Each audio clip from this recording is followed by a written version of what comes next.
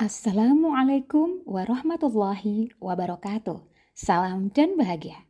Saya Waode Nur Suciati Muslim, calon guru penggerak angkatan 7 dari SMP Negeri 3 Bau-Bau, Kota Bau-Bau. Video ini adalah aksi nyata modul 1.4 Budaya Positif.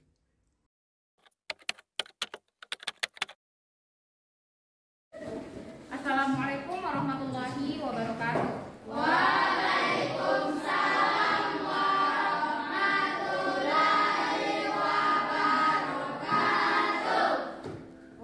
Students, jadi pada kesempatan kali ini kita akan membuat kesepakatan atau keyakinan kelas.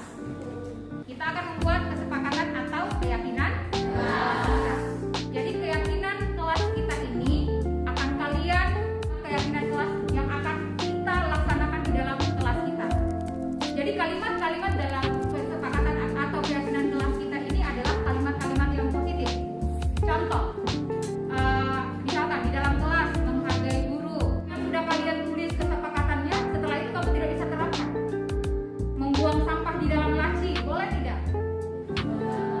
Nah, seperti itu. Ya, baiklah, my beloved students. Ibu sudah mengirim link Jamboard di WhatsApp. Silakan buka WhatsApp kelasnya. Kalian buka WhatsApp kelasmu yang punya HP, yang bawa HP dan sudah menginstal Jamboard tadi. Silakan kamu klik linknya. Setelah itu akan muncul Jamboard seperti ini. Kita save. Nih. Nah, kalau sudah, kita rapikan nanti di sini. Silakan tulis dulu semua yang punya Jamboard. Bisa dipahami? Oke. Sekarang masing-masing silakan klik link yang ada di grup WhatsApp-nya. Setelah yang tidak bisa membuka Jamboard, silakan ibu guru akan bagikan sticky note. Dalam proses pembentukan keyakinan kelas ini, seluruh siswa bercurah pendapat tentang kesepakatan-kesepakatan yang harus diterapkan di kelas dengan menggunakan Jamboard dan juga menulis pada sticky note, kemudian ditempel di whiteboard. Seluruh siswa bisa melihat curah pendapat yang telah ditulis, baik lewat Jamboard maupun sticky note.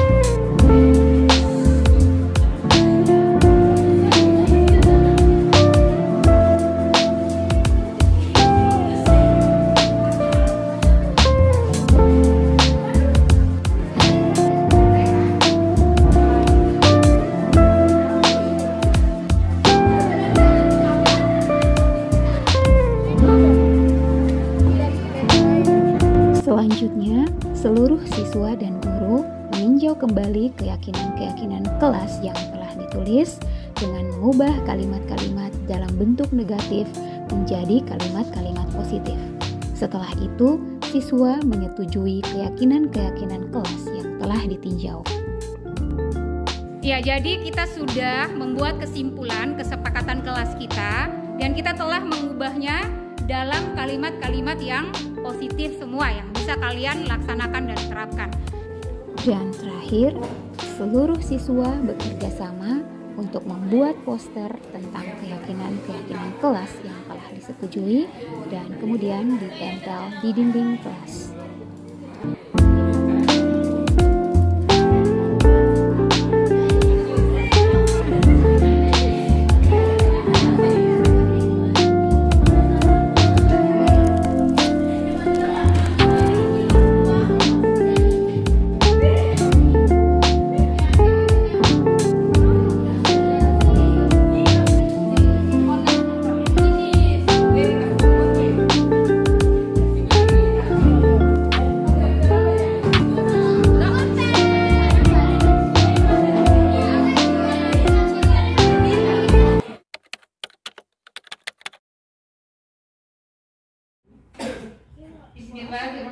Bismillahirrahmanirrahim. Assalamualaikum warahmatullahi wabarakatuh. Waalaikumsalam warahmatullahi wabarakatuh. Bagaimana kabarnya Bapak Ibu guru hebat SMP 3 Bau-Bau? Alhamdulillah baik-baik luar biasa. Masya Allah, alhamdulillahirabbil alamin. Kami mengucapkan terima kasih banyak, syukran jazakumullahu khairan kepada seluruh teman-teman guru hebat SMP Negeri 3 Bau-Bau yang telah gerakan hatinya dan dimudahkan langkahnya oleh Allah Subhanahu wa taala sehingga kita bisa menghadiri kegiatan kita pada hari ini dengan tujuan untuk mengembangkan diri kita sebagai seorang guru. Memang yang sejatinya seorang guru itu harus tidak kenal lelah untuk mengembangkan diri. Sebagai seorang guru kita harus menjadi juga pembelajar sepanjang hayat. Semoga apa yang akan kita lakukan pada hari ini bisa bermanfaat, bisa bernilai ibadah, bisa merubah wajah pendidikan ke arah yang lebih baik lagi, khususnya di sekolah kita yang tercinta SMP Negeri 3 Bau-Bau, agar bisa juga terwujud merdeka belajar dan profil pelajar Pancasila. Ya, sebelum mulai saya meminta kesediaan Bapak Nasrul SPDI untuk memimpin doa. Kami persilahkan.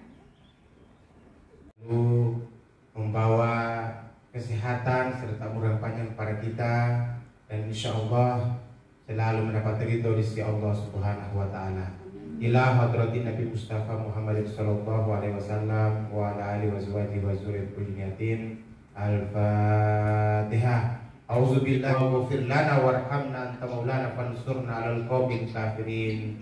Rabbana atina fid dunya hasanah fil akhirati hasanah wa qina adzabannar. Dengan saya mengucapkan Bismillahirrahmanirrahim. Innal hamdalillah nahmaduhu wa nasta'inuhu wa nastaghfiruhu wa na'udzu billahi min shururi anfusina wa min sayyiati a'malina man yahdihillahu fala mudilla lahu wa man yudlil fala hadiya lahu. Asyhadu an la ilaha illallah wa asyhadu anna Muhammadan abduhu wa rasuluh. Amma ba'd. Ya, segala puji hanya milik Allah Subhanahu wa taala, Rabb pemilik ilmu di langit dan di bumi. Baiklah, Bapak Ibu guru hebat, materi kita pada hari ini adalah tentang budaya positif. Next slide. Sebelum kita mulai, kita akan membuat sebelumnya ya, kesepakatan kelas. Jadi sebelum kita memulai kegiatan ini, kita akan membuat kesepakatan kelas yang Bapak Ibu yang akan bercurah pendapat, yang akan menyampaikan kesepakatan kelas apa yang harus kita terapkan pada kegiatan hari ini. Silakan. Ada yang bisa bercurah pendapat? Ya, silakan Pak Sudarni. Diketik deh, back group S. Kesepakatan kelas yang pertama adalah teman-teman tidak boleh pulang sebelum kegiatan hari ini selesai. Terima kasih. Bagaimana? Boleh. Ya. Maka Tidak boleh meninggalkan tempat sebelum materi selesai. Ya, Bapak Ibu yang lain silakan, ada lagi. 5K4, ayo. Silakan, Pak Nasrul. baik, kesepakatan yang kedua adalah tolong HP-nya di silent Oke. dan kita senantiasa selalu menjaga kebersihan. Oke. Ya, dari Pak Nasrul ada 2. Kita sepakat ya bahwa HP-nya harus silent, bukan dinonaktifkan, di silent Ji. Ringing ya. Dan yang kedua menjaga kebersihan. Kalau sudah makan, dosnya nanti dibuang di tempat sampah. Ya,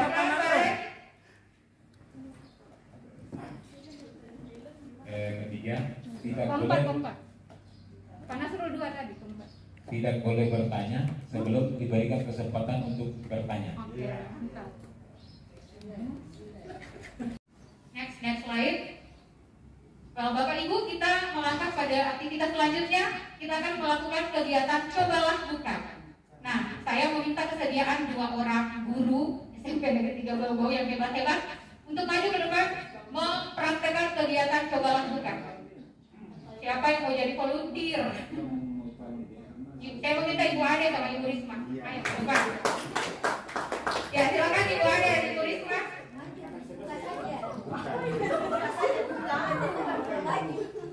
Mana mic satunya Pak Alex? Biar bagus. Oh ya, nggak usah pakai mic ya. Kenapa itu orang ini mungkin? Iya, kita akan melakukan kegiatan cobalah buka. Dengarkan instruksinya. Ibu Ade, di tengah, supaya Bapak Ibu yang lain bisa lihat.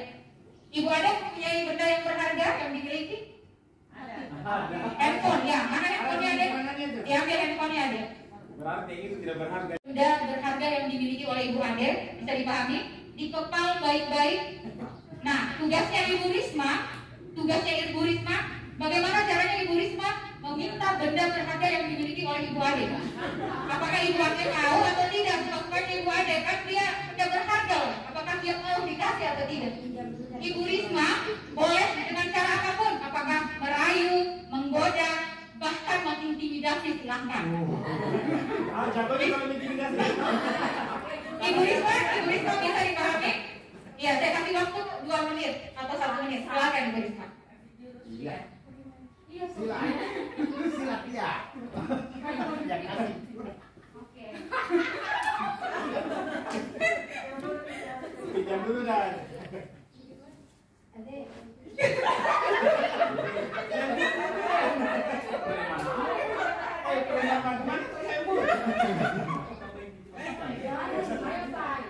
Ade.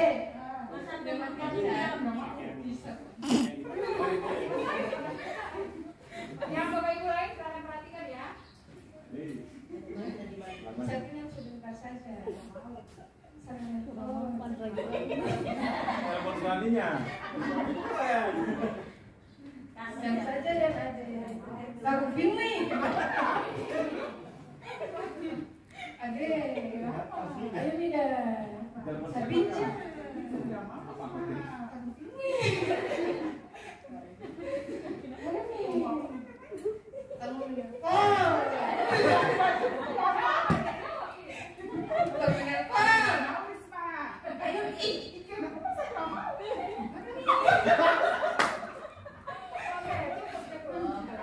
Terima kasih Ibu Ade dan Ibu Risma. Silakan duduk kembali.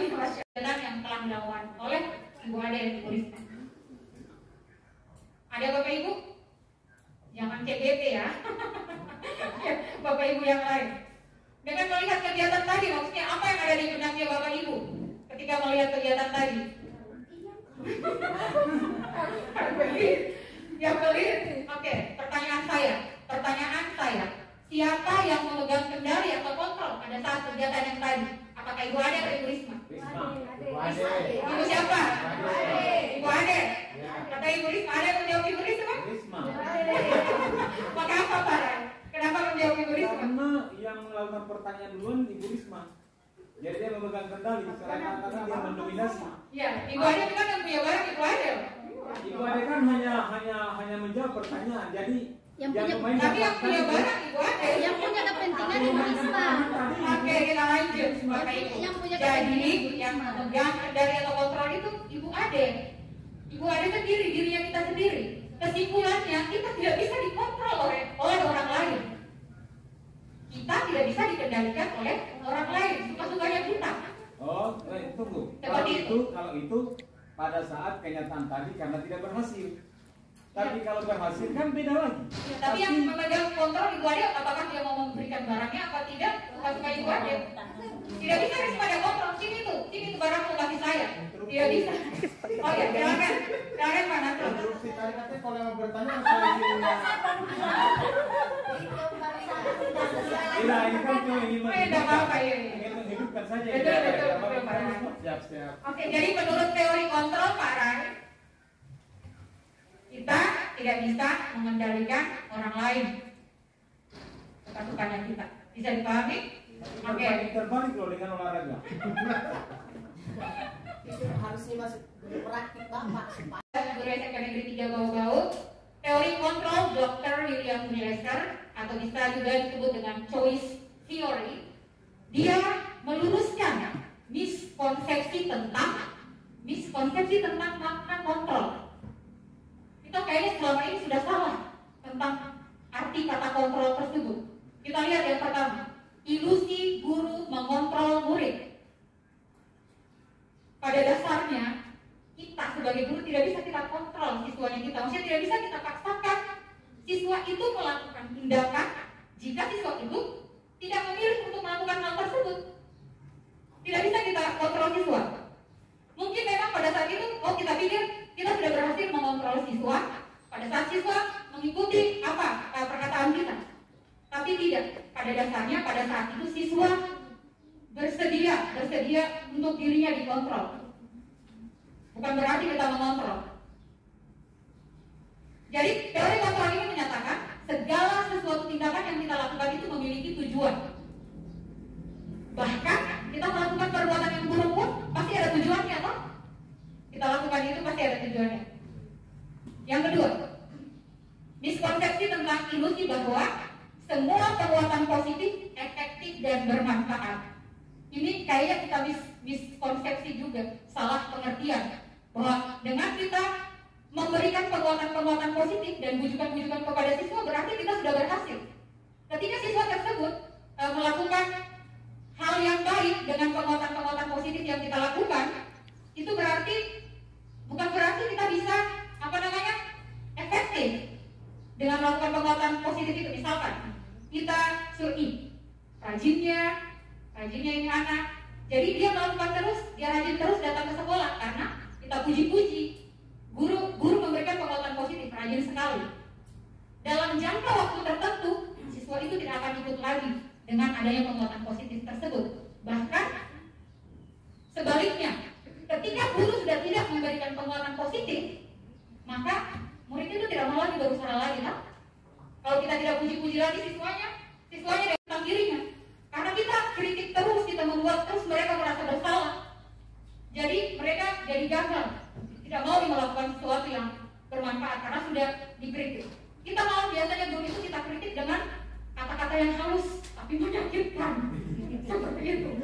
Padahal itu salah menurut William Glasser. Dan yang terakhir, miskonsepsi tentang ilusi bahwa orang dewasa memiliki hak untuk memaksa. Banyak ini kita berpikir bahwa orang dewasa itu, kita sebagai orang dewasa bertanggung jawab untuk membuat murid melakukan sesuatu. Padahal dengan kita memaksa murid melakukan sesuatu sebagai orang dewasa, murid akan malah akan menyebabkan permusuhan jika kita terus memaksa dia. Oke, next. Nah, sekarang bagaimana caranya kita mengubah pemikiran kita dari stimulus respon menjadi teori kontrol? Kita lihat Stephen R. Covey bilang kita ingin membuat kemajuan perlahan sedikit-sedikit, ubahlah sikap atau perilaku Anda. Namun bila kita ingin memperbaiki cara-cara utama kita, maka kita perlu mengubah kerangka acuan kita. Ubahlah bagaimana Anda melihat dunia, bagaimana Anda berpikir tentang manusia, dan seterusnya. Coba next, Dev. Oke, ini stimulus respon. Kita harus mengubah dari stimulus respon menjadi teori kontrol. Realitas kebutuhan kita sama. Ini tadi berdiferensiasi ya, Bu. Jadi realitas kebutuhan kita itu berbeda-beda. Setiap siswa itu berbeda-beda. Yang kedua, semua orang melihat yang sama. Teori kontrol, setiap orang memiliki gambaran yang berbeda. Kita harus berubah ke sana, ke teori kontrol. Ketiga, kita mencoba mengubah orang agar berpandangan sama dengan kita. Kita maunya begini, guru maunya begini. Padahal tidak bisa. Kita berusaha memahami pandangan orang lain tentang dunia. Suatu kesalahan. Semua perilaku itu memiliki tujuan. Pak Nasrul, ganggu-ganggu adik, apa tujuannya? Pasti ada tujuannya. Tidak mungkin dia cuma ganggu saja orang adik. Oh, seperti itu. Berikutnya, orang lain bisa mengontrol saya. Hanya Anda yang bisa mengontrol diri Anda. Hanya Anda yang bisa mengontrol diri Anda. Bukan, datang sebentar ya, pelatihan ya. Berikut, saya bisa mengontrol orang lain. Anda tidak bisa mengontrol orang lain. Jadi jangan stres Bapak Ibu jadi guru. Karena kita itu tidak bisa mengontrol murid. Apalagi selanjutnya, pemaksaan ada pada saat dibutuhkan kolaborasi dan konsensus menciptakan pilihan-pilihan baru. Ya, next, habis ya. Oh ya. Selanjutnya saya serahkan kepada Ibu Adi.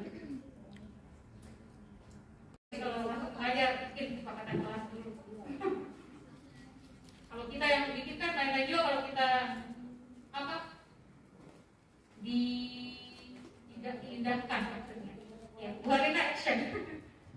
Ya, Bapak Ibu guru hebat, kita lanjut materi selanjutnya yaitu motivasi perilaku manusia.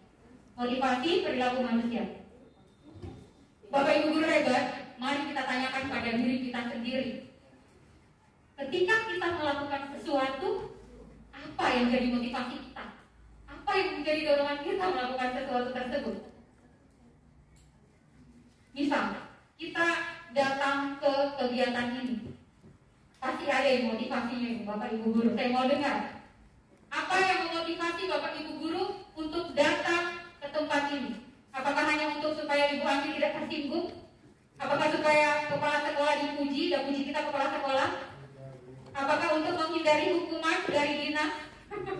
Atau apa?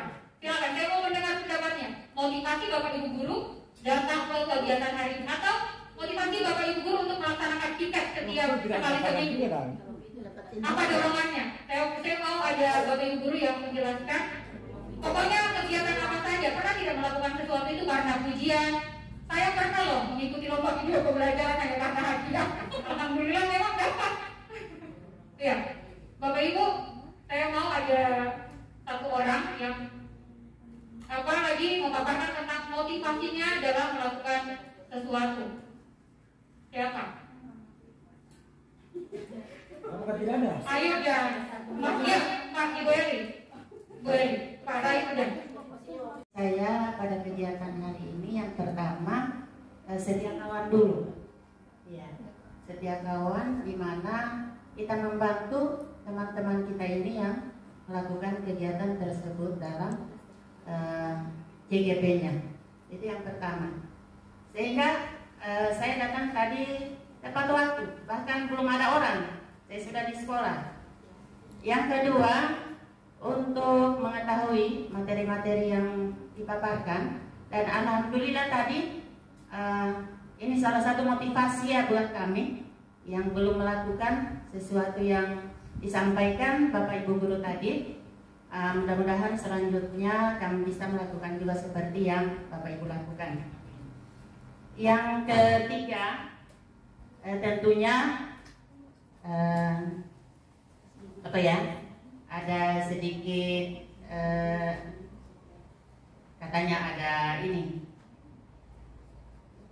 apa dia semacam reward yang diberikan. Gitu ya. Oke, terima kasih. Jadi menurut Diane Goffin dalam bukunya Restructuring School Discipline, ada 3 jenis motivasi perilaku manusia. Ada 3 jenis motivasi perilaku manusia. Yang pertama, untuk menghindari ketidaknyamanan atau hukuman. Dan kita melakukan sesuatu itu motivasinya untuk menghindari ketidaknyamanan atau hukuman. Saya mau mengajar tepat waktu, saya tidak dihukum kepala sekolah. Saya mau mengajar, saya tidak mau terlambat dalam mengajar. Saya takut kepala sekolah dihukum saya dan tulis nama.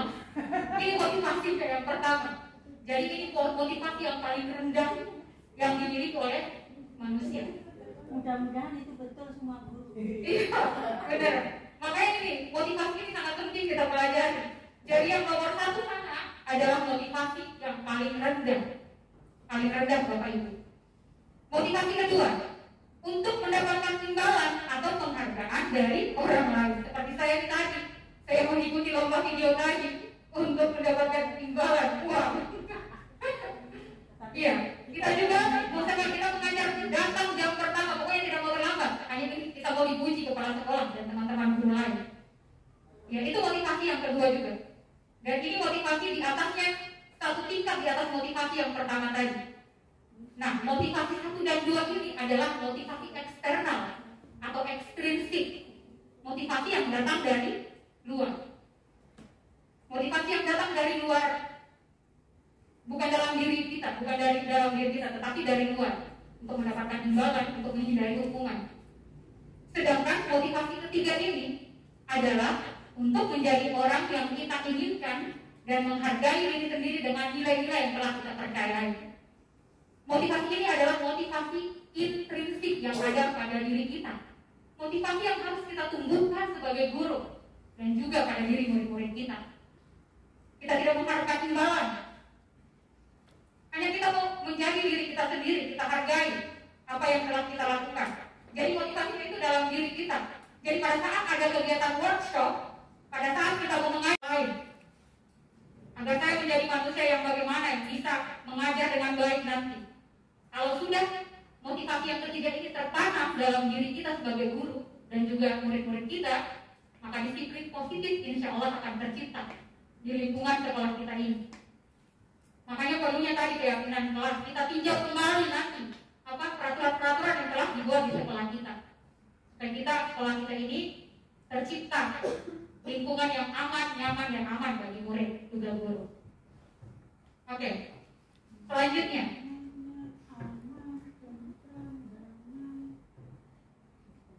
ini juga sudah dibahas oleh Ibu Andi, materi saya Ibu Andi. Memang nanti penjelasan lebih lanjutnya akan Ibu Andi jelaskan, ada materi restitusi. Hukuman, konsekuensi, dan restitusi. Tadi sudah juga dijelaskan Ibu Andi. Ada yang mau mendapatkan, memberikan pendapat perbedaan antara hukuman dan konsekuensi, Bapak Ibu? Ya, silakan Bapak Ibu memberikan pendapatnya tentang perbedaan. Apa itu hukuman, apa itu konsekuensi? Ibu Karyati, oke. Atas kesempatan yang diberikan kepada saya, ini mungkin versi saya pribadi. Ya, tentu tentang bagaimana versi saya itu hukuman dan konsekuensi. Hukuman menurut saya itu adalah suatu sanksi yang diberikan atas suatu kesalahan atau kekeliruan yang sudah dilakukan. Kemudian menurut saya konsekuensi itu adalah akibat yang dihasilkan oleh sesuatu perbuatan yang keliru tadi. Jadi hukuman itu adalah sanksi yang diberikan, sedangkan konsekuensi itu adalah akibat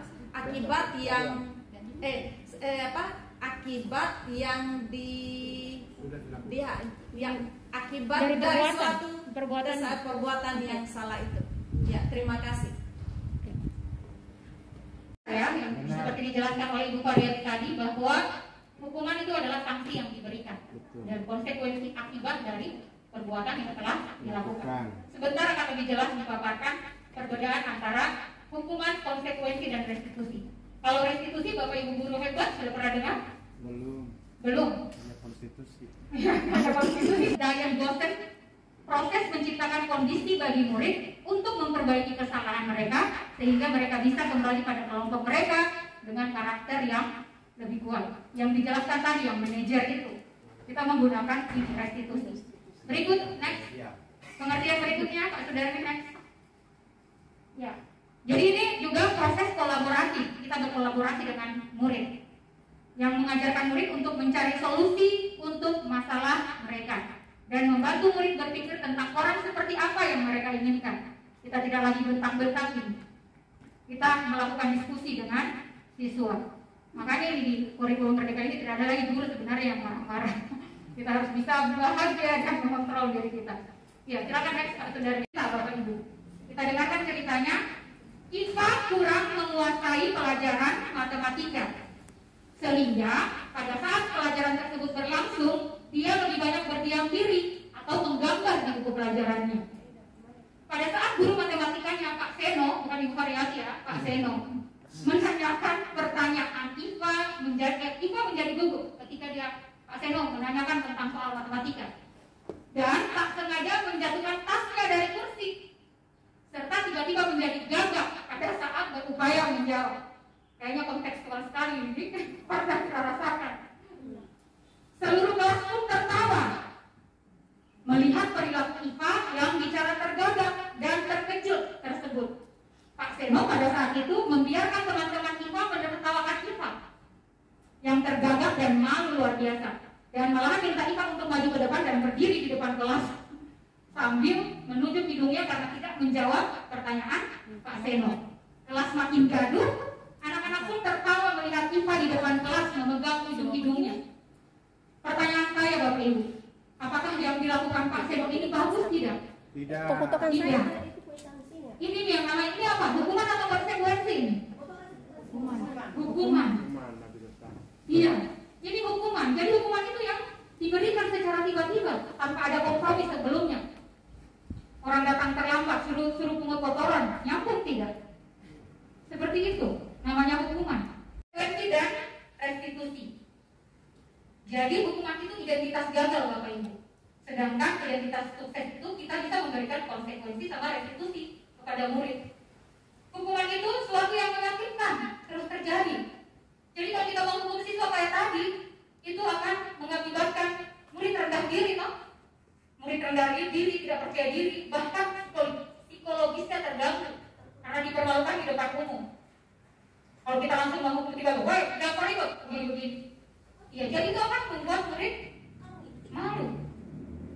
Berikut, konsekuensi itu sesuatu harus terjadi dan restitusi merupakan pilihan. Makanya restitusi ini yang paling baik yang harus diterapkan. Tidak nyaman untuk murid jangka waktu panjang. Makanya Bapak Ibu pernah masih ingat SD-nya pernah dipermalukan sama guru, SMA-nya bahkan waktu kuliah masih ingat ya?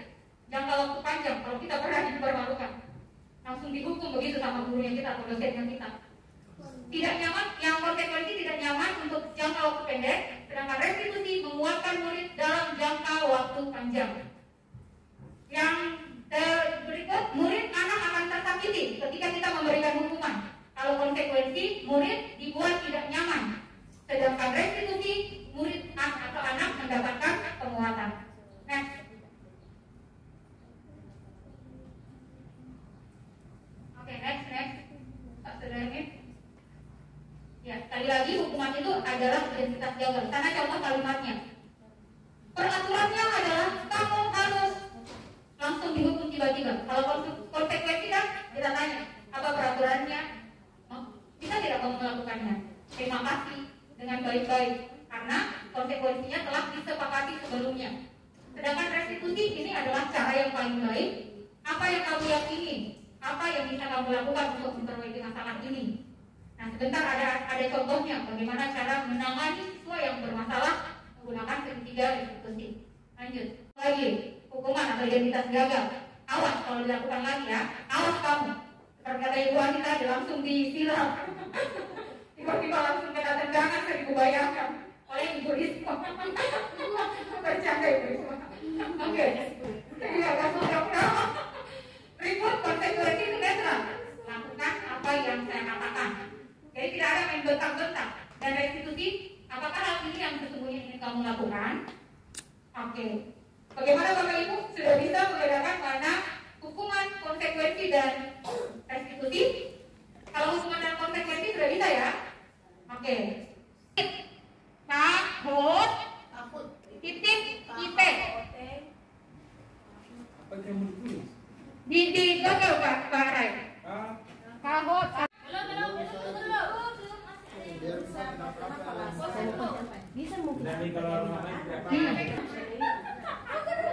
Oke, sudah bergabung Ibu Desi, Ibu Variati, Ibu Rahmatia, Ibu Yayat. Siapa Ibu Yayat? Yayat siapa? Yayat. Kita apa? Menunggu saja.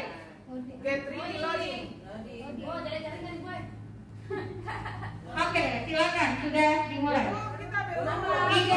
2, 1. Oke, waktunya cuma 3 menit Bapak Ibu.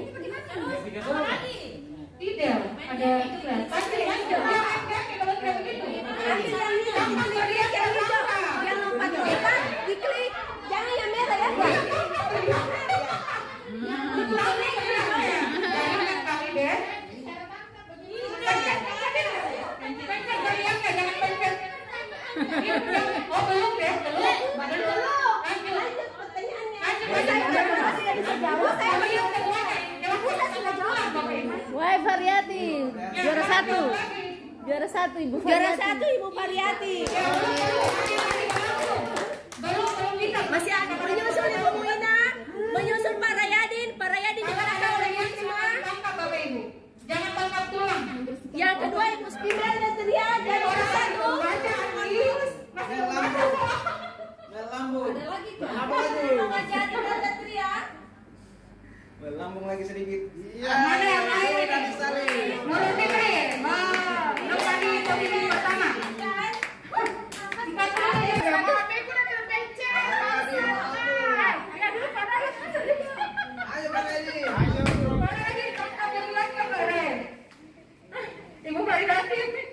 Yang penting jangan tulang belulang ini tuh. Iya, jangan ambil tulang belulang. Lihat Bapak Ibu.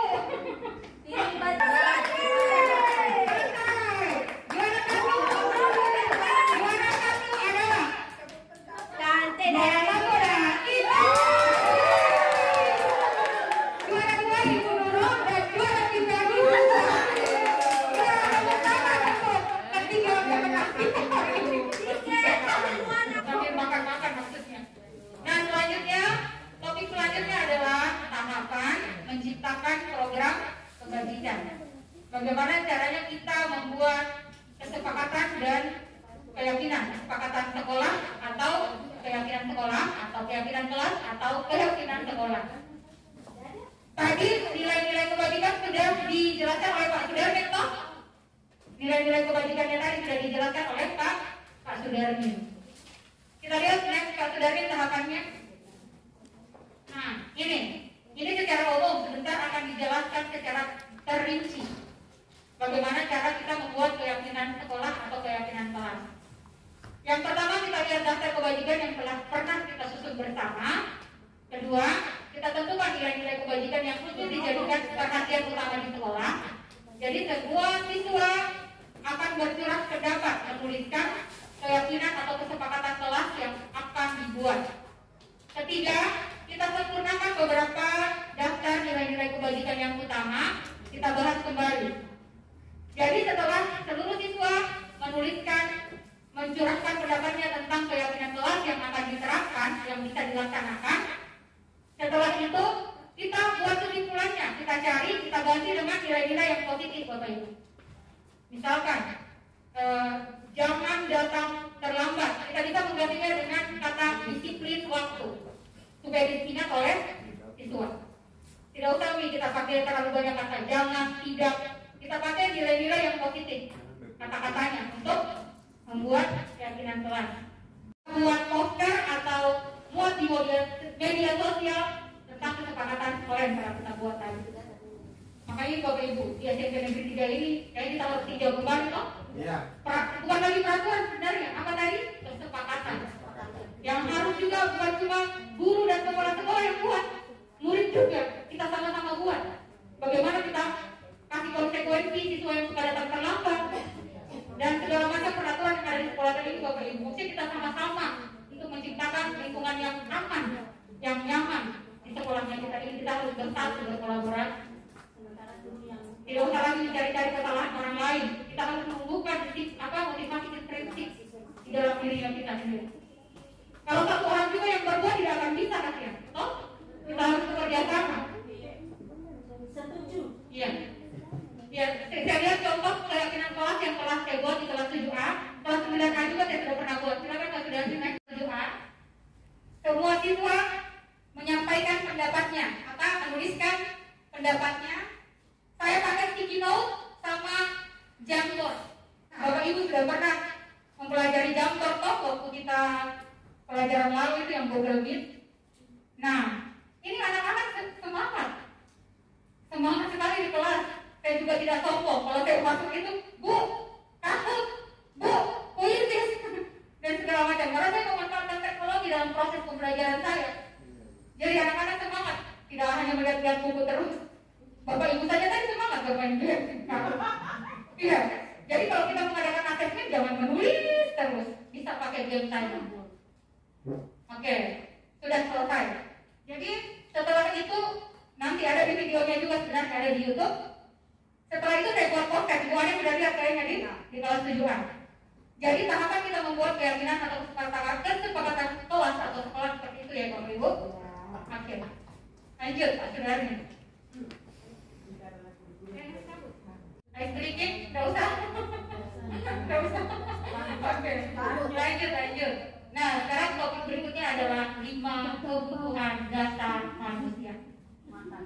Ya, seperti tadi teori kontrol tadi bahwa teori kontrol tadi segala sesuatu yang kita lakukan itu memiliki tujuan. Jadi semua yang kita lakukan adalah usaha terbaik kita untuk mendapatkan apa yang kita inginkan. Ketika keinginan kita sudah tercapai, pada saat itu kita sudah memenuhi kebutuhannya kita. Kebutuhan kita sudah tercapai. Oke, next Pak Sudarmin. Ada 5 kebutuhan dasar manusia. Nah, yang pertama adalah kebutuhan bertahan hidup atau survival. Kebutuhan bertahan hidup Pak Rai. Yang meliputi ada fisiologis. Ini kebutuhan fisiologis ini kebutuhan apa ya? Untuk makan, untuk bertahan hidup. Jadi rumah, makanan, ini namanya kebutuhan bertahan hidup yang fisiologisnya. Kebutuhan akan makanan, kebutuhan akan rumah, kebutuhan akan kesehatan. Kemudian yang kedua, pada kebutuhan bertahan hidup ini ada namanya kebutuhan biologis. Pak Rai lebih paham ini. Siapa yang lebih paham ini kebutuhan biologis? Ibu Ina. Iya, Ibu Ina. Masya Allah, Pak. Oke, tahu aja. Oke, ini pasti berhubungan dengan proses reproduksi ya. Bagaimana kita melanjutkan keturunan kita. Dan yang terakhir adalah kebutuhan psikologis yang meliputi perasaan aman. Nah, kalau sudah kita lihat kasusnya, nih kasus cerita. Ibu Ambar, guru kelas 2A di SD Pelita Hati, sedang bingung menghadapi ulah salah satu murid di kelasnya, Doni. Beberapa anak di kelas 2A telah datang padanya dan mengeluhkan Doni yang seringkali meminta bekal makan siang mereka dengan paksa. Jika Anda menghadapi situasi seperti Ibu Ambar, apa yang akan Anda lakukan? Menurut Anda kira-kira apa alasan Doni melakukan hal ini? Kita kaitkan dengan kebutuhan dasar tadi. Jadi, Doni ini sudah suka sekali mau minta bekal makan siangnya siapa ya? Temannya dengan paksa. Mungkin sebagai seorang guru kita harus mengetahui kebutuhan dasar setiap siswanya kita, supaya kita bisa lakukan menyelesaikan masalahnya begitu. Kita menyalurkan kebutuhannya atau memenuhi kebutuhannya dengan hal-hal yang positif. Ini seperti Doni. Dia kebutuhannya pasti mungkin kita pikir kebutuhan bertahan hidup di Doni ini karena dia belum makan. Seperti tadi kan kebutuhan pertama tadi yang bertahan hidup, yang fisiologisnya belum makan mungkin Doni ini, sehingga dia minta bekalnya temannya. Bagaimana tindakannya kita itu sebagai guru? Apakah ibu yang dibagi-bagikan di kantin? Oke, berikut yang kedua Pak Sudarmin. Nah, ini kebutuhan kasih sayang dan rasa diterima atau love and belonging. Banyak ini siswanya kita yang cari-cari perhatian, ingin sekali cari perhatian, disayang. Ini berkaitan dengan psikologi, yaitu koneksi sosial, kebutuhan untuk memberi dan menerima kasih sayang, dan kebutuhan untuk merasa menjadi bagian dari suatu kelompok, terhubung dengan orang lain seperti persahabatan. Ya. Jadi Doni tadi juga kita hubungkan dengan ini kebutuhan kasih sayang ini. Dan cari perhatian kok sama temannya.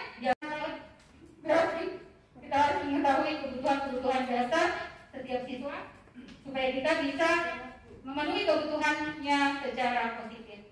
Oke, lanjut Bu Andi.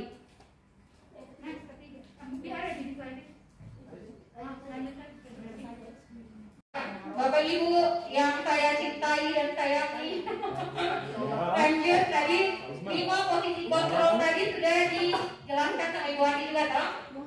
Ada apa saja tadi? Muncul di poster ya? 5 posisi kontrol ada yang pertama next dia. Oke, apalagi?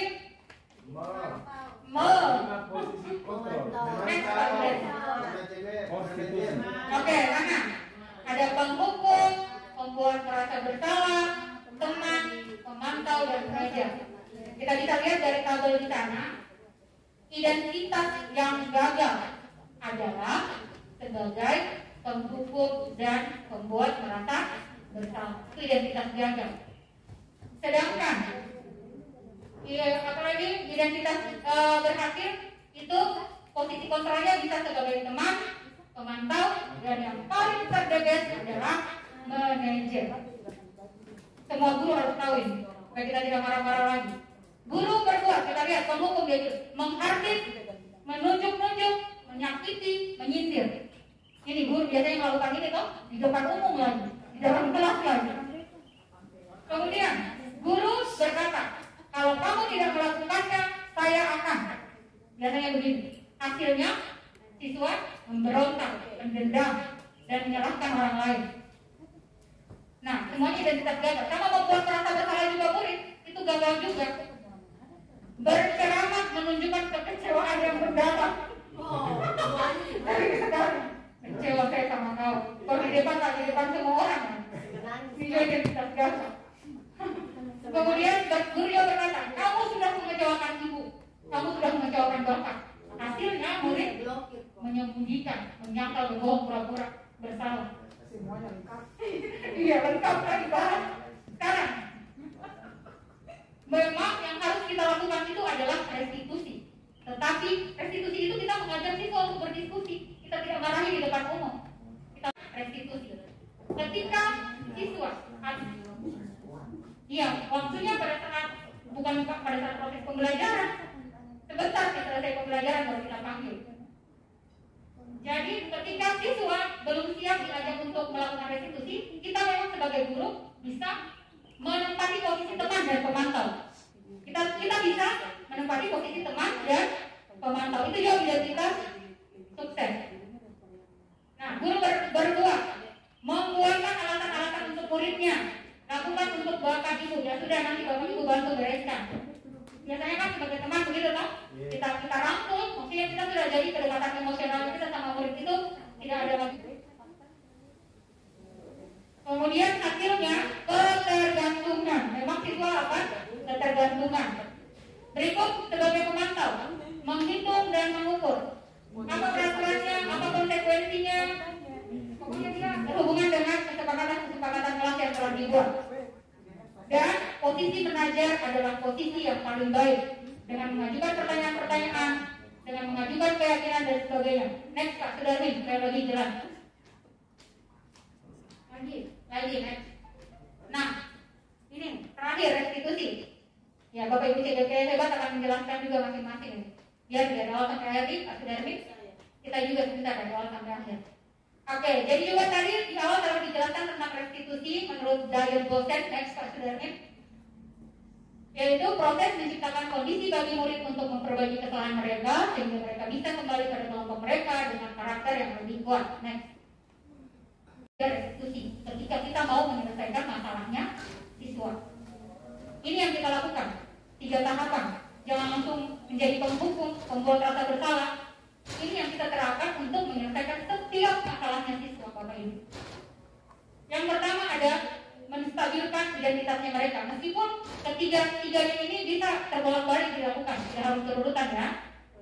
Pertama menstabilkan identitas, kedua validasi tindakan, dan yang ketiga adalah menanyakan keyakinan. Next. Pada tahapan menstabilkan identitas, kita itu dia menjelaskan kesalahan adalah bagian dari pembelajaran. Jadi kita kasih tahu siswa kesalahan itu adalah bagian dalam pembelajaran dan menormalkan kegagalan dalam pembelajaran. Bukan kita langsung sanksi mereka, kita jatuhkan mereka. Jadi intinya kita mengubah identitas anak yang bersalah dari orang yang gagal menjadi orang yang sukses. Tahap kedua. Nah ini contoh-contoh kata-katanya. Bagaimana Pak Sudan?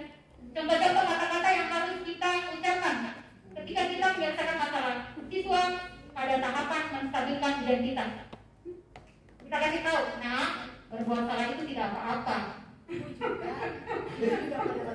Kita lihat pada saat kita melakukan restitusi begitu. Ibu juga pernah melakukan kesalahan.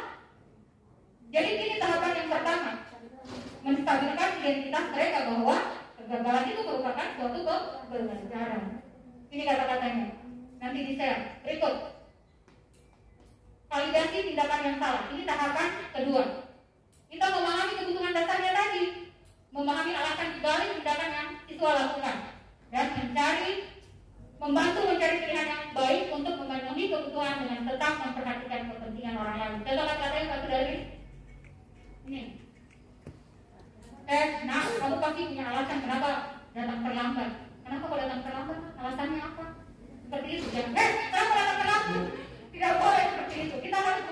strategi 3 restitusi. Tahap ketiga, keyakinan. Ini berhubungan tadi dengan keyakinan yang telah kita buat tadi, kesepakatan yang telah dibuat tadi. Jadi kita menggali nilai-nilai yang percaya bahwa nilai-nilai keyakinan membuat anak termotivasi untuk berperilaku. Nah, kenapa tidak mengerjakan tugas? Alasannya apa? Kan keyakinan kelasnya kita tentang tugas bagaimana? Nah, secara itu kita bantu untuk mencarikan solusi. Jangan kita yang mencarikan solusi untuk anak, tapi mereka. Bagaimana nih solusinya supaya tidak terlambat lagi? Oke. Ya, silakan lanjut. Saya akan memutarkan video restitusi yang sudah saya buat untuk menangani kasus siswa. Nah, next, Pak Suren. Sudah begitu, ini yang mana? Ya.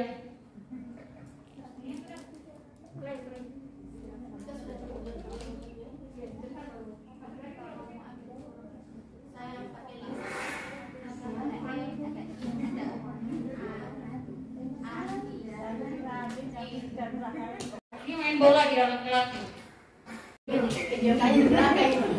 Pasti sudah disetting gitu. Memang susah jadi sutradara. Ya, dipanggil sendiri-sendiri, jangan dimarahi di depan umum.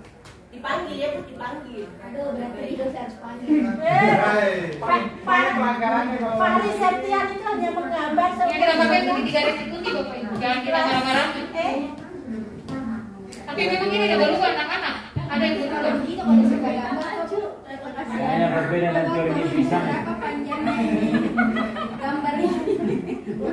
Gambarnya. Dia malah dulu baru panggil. Nanti ganti punya saya. Gambar terus. Kita bahasa Indonesia.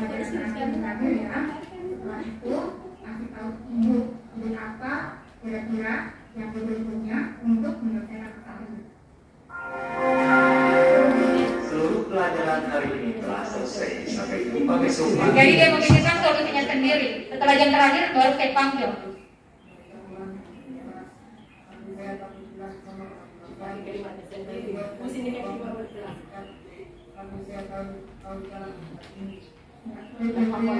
Terima kasih sudah jaga sama kelas.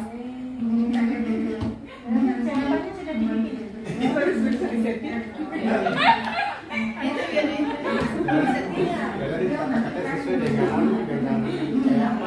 Ya, tapi Bu Eri kemarin menyaksikan saya juga dong melakukan strategi 3 restitusi kepada siswa saya, Bu ya. Kemarin yang main bola juga di dalam kelas. Saya tidak marah-marahin lagi sekarang siswa, saya panggil di meja saya. Iya. Makanya harus kau panggil itu. Iya memang, kita tidak bosan-bosan memanggilnya Bapak Ibu. Sampai mereka muncul kesadaran dalam diri sendiri. Oke. Risma, kau dengar tuh, nggak begitu nanti. Nanti kami. Guru hebat untuk memberikan kesimpulan pada materi kita pada hari ini. Dan sembunyi. Iya. Ayo Bapak Ibu, kami mau ambil kesimpulannya itu ya Pak Rai. Saya tidak menyimpulkan. Belajar ibu yang Bisa juga. bukan karena Aksi nyata mengimplementasi budaya positif di sekolah. Saya menjadi tahu yang kemarinnya kita menangani siswa itu dengan cara membentak, dan setelah yang materi ini dengan saya mengikuti materi ini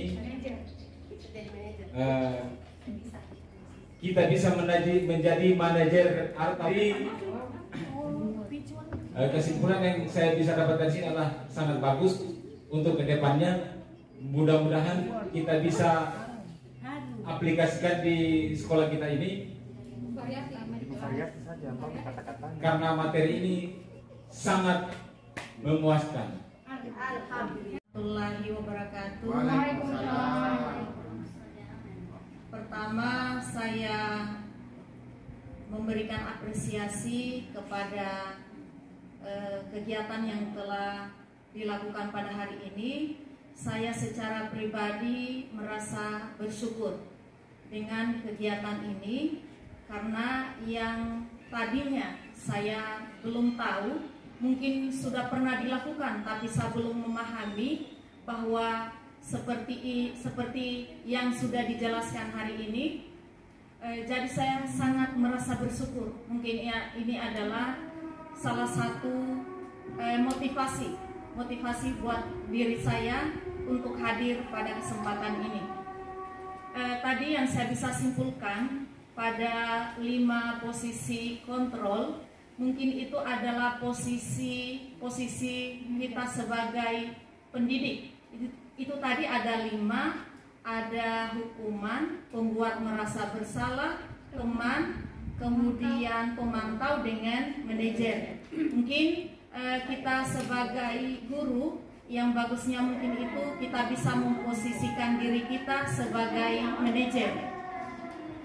Kemudian ada hal juga yang saya bisa ketahui tadi, motivasi ataupun dorongan itu tadi ada 2, ada ekstrinsik dan ada intrinsik.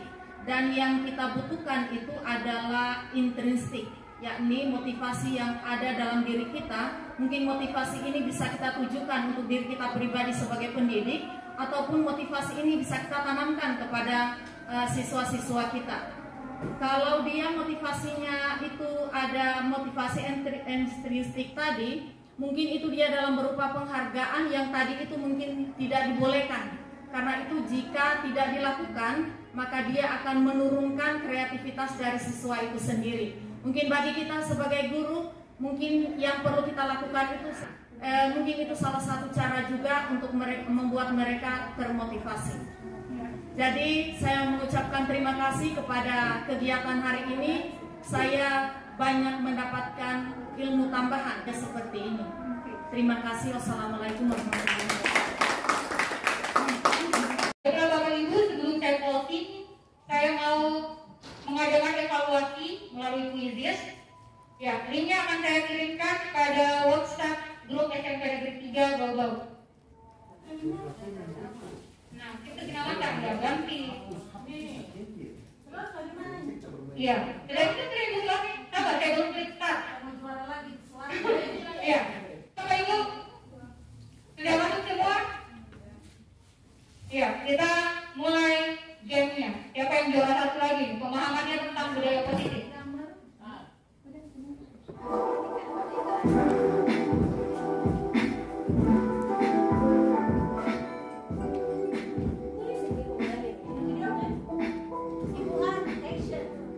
Materi makan dulu ya, nanti pingsan.